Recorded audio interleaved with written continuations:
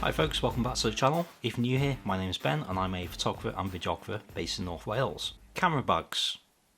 Everyone loves them, everyone loves watching all the videos about them, and everyone loves buying too many of them. For me, honestly, it's got a bit too much. I do love a good camera bag, but for the kind of stuff that I'm doing more of these days, they're really not the best solution for me, which is why I've gone for camera cases instead. I'm sure most people, when they think of camera case, they'll probably think Peli, Pelican, depending where in the world you're from. There's a good reason that Pelican have a good name for themselves. They're a very reputable brand with all of the military contracts, but they're not the only people who make good hard cases. I was looking myself at the Peli 1510 and the Peli Air 1535 as they were good size, which will still fit on airline carry-on. But then after seeing the price and seeing videos of what I was actually paying for,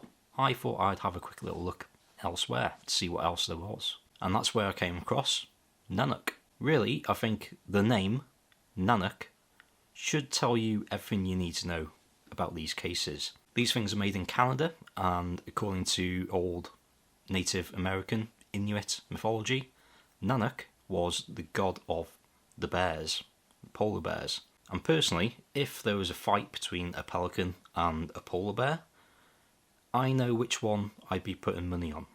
Polar bears aside, there were a lot of features with these Nanuk cases which really attracted me to them compared to the pelican, such as the power claw latches, the side handle locking design was far better for me. The rollerblade style wheels, the two-stage retractable handle for the wheels, the fact you can remove the lids entirely for easy access, and as well as that you've got a lot of similar features. These things are still IP67 water resistant, industry standard pressure valve, and all the other good stuff.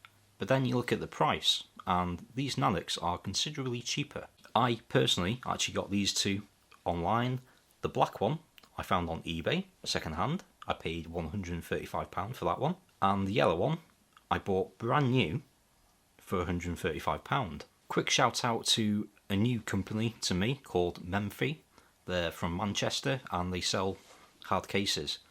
They were by far the cheapest place in the UK at least to find a Nanuk 935. And because I emailed them, I had a slightly specific order in terms of the foam inside.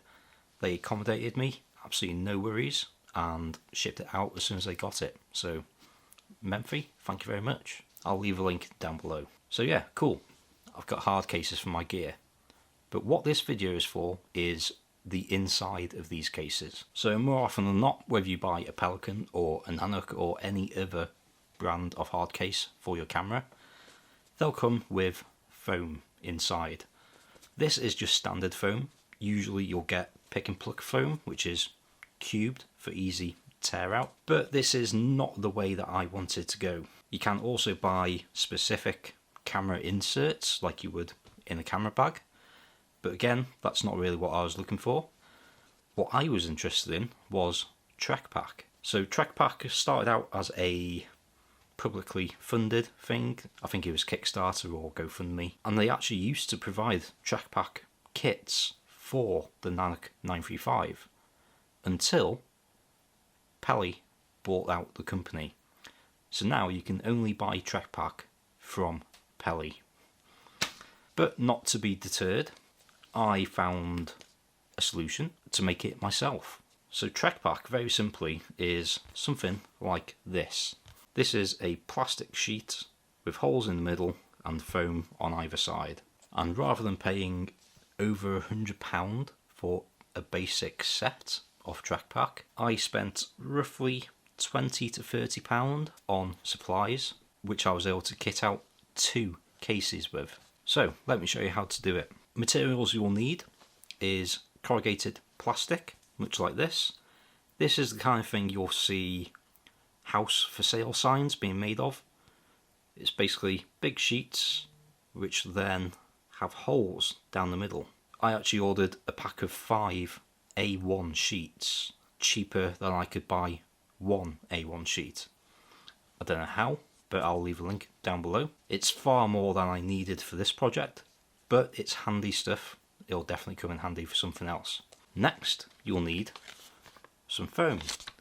This is self-adhesive 2mm foam. You can go down the route of buying just a roll of foam without the adhesive and using spray adhesive to stick it on, but that stuff absolutely reeks and the smell does not go away for a very long time. Now imagine using that spray adhesive inside a sealed case. That smell is not going anywhere.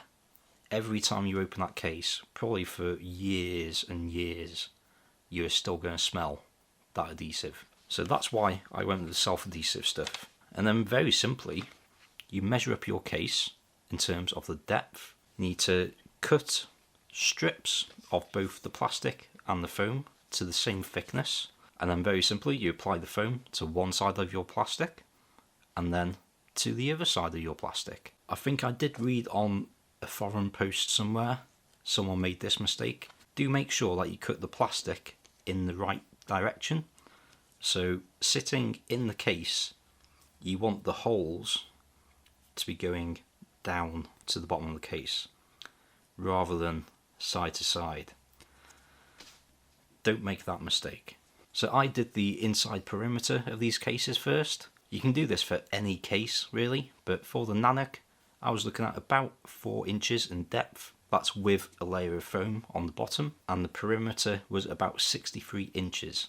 So I did that, fitted it pretty well, and then I took it out and just cut out a few notches for the 2 wheels and the top handle. Once I'd done that, fitted in perfectly. And then to tie all that together, I just got some hair clips with a little bit of self-adhesive felt, so you can easily pick it back out again. Once the perimeter is sorted, you can just cut as many pieces of foam as you need, measure it first so you can get the exact proportion, and just make loads of it. I've got tons of this stuff now. So in total, what I've used to deck out both of these cases is roughly 2 A1 sheets of the corrugated plastic.